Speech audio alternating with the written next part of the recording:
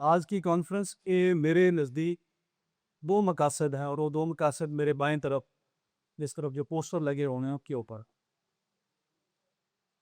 وما ارسلناک الا رحمۃ للعالمین، اور حضور پاک صلی اللہ علیہ وسلم کو تمام امت کے لیے، تمام انسانیت کے لیے رحمت العالمین بنا کے بھیجا۔ اس امت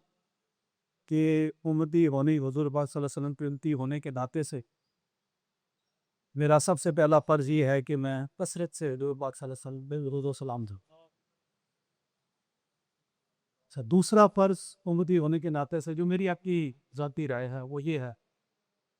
کہ میں سیرت النبی پہ عمل کروں۔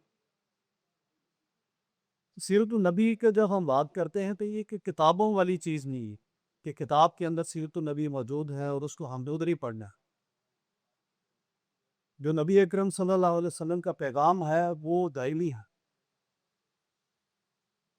اگر ہم اس کو تفصیل سے پڑھیں اور اس پہ غور کریں تو کوئی ایسا پیغام نہیں ہے جو آج سے 1400 سال پہلے تک اس وقت کے حالات میں وہ مؤثر اور آج نہیں ہے۔ کوئی بھی ایسا پیغام جو حضور پاک صلی اللہ علیہ وسلم نے ہمیں جو بنیادی جو ان کی سیرت کے عناصر ہیں اس میں صلہ رحمی آج بھی اسی طرح مؤثر ہے، آج بھی اسی طرح اس پہ عمل کرنے کی ضرورت ہے۔ تعلیم کے جو حضور پاک صلی اللہ علیہ وسلم کا زور تھا اور اس حد تک تھا کہ اس وقت غلاموں کی آزادی تعلیم کے ساتھ جو ہے وہ منسلک کر دی، کیونکہ اگر غلام تعلیم حاصل کرتا ہے تو اس کو آزاد بھی کیا۔ آج بھی اسی طرح ہے۔ خواتین کے حقوق، میرے خیال میں اسلام واحد مذہب ہے اور حضور پاک صلی اللہ علیہ وسلم کی تعلیمات کی روشنی میں یہ واحد مذہب ہے اس میں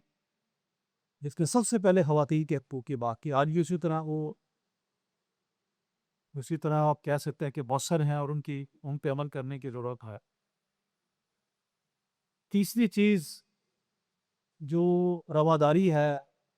تمام مسالک کے بیچ میں صلہ رحمی ہے، برداشت ہے،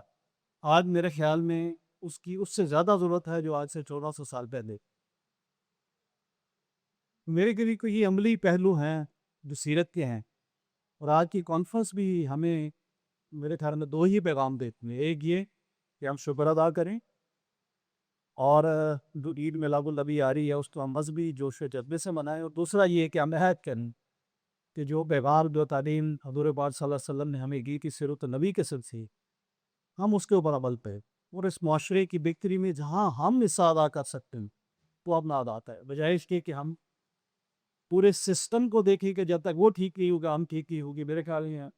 تبدیلی جو ہے ہمارے سے شروع ہوتی، ہم بیسک جو اس کے پیغام ہیں جو تعلیمات ہیں ان پہ ایک ایک کر کے عمل کرنا شروع کر دیں، انشاءاللہ معاشرہ خود ہی ٹھیک ہے۔